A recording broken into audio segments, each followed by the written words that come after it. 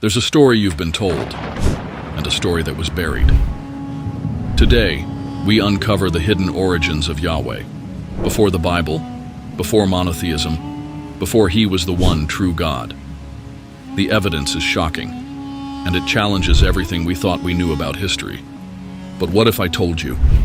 Yahweh was not always alone. Turn off the lights, put on your headphones, and join us on this journey into the unknown.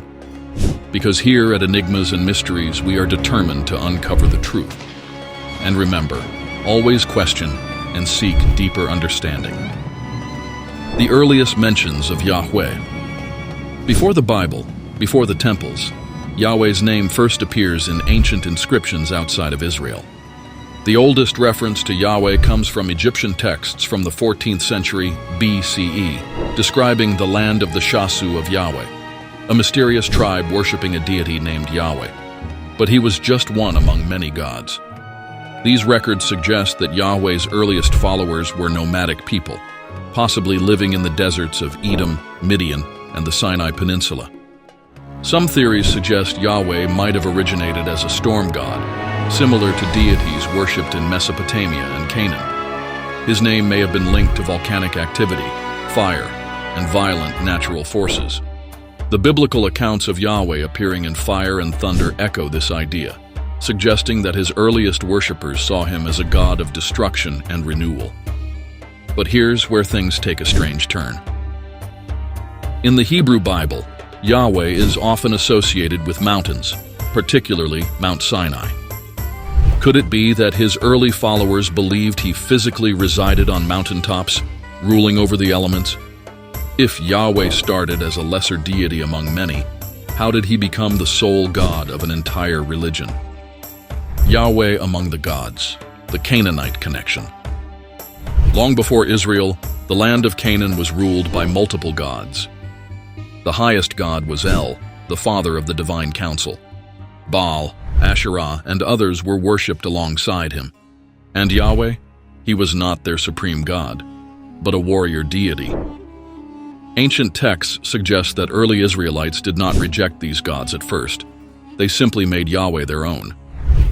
In early versions of biblical texts, Yahweh is sometimes called El Shaddai, meaning God of the Mountain, a title once used for El himself. But here's where it gets even more controversial. In ancient inscriptions, Yahweh was sometimes worshipped alongside a goddess, Asherah. Archaeological discoveries, such as those at Kuntilat Ajrud, show inscriptions that read, Yahweh and his Asherah. Some scholars believe that Asherah was originally seen as Yahweh's divine consort, but later writings sought to erase her from history. So what happened to Asherah? Why did Yahweh go from being part of a pantheon to standing alone? The answer lies in one of the most dramatic religious transformations in history. The War of Gods, how Yahweh became supreme. Something changed. A revolution happened. The Israelites began erasing the old gods from their history. Baal and Asherah became enemies. Yahweh was no longer a regional deity. He was now the only God. But why? What forced this change? Scholars suggest that a political and religious shift led to the elevation of Yahweh over all others. Wars, exiles, and the destruction of Israelite temples led the people to seek a singular, all-powerful protector. Many historians believe that the transition to monotheism was not purely spiritual, it was political.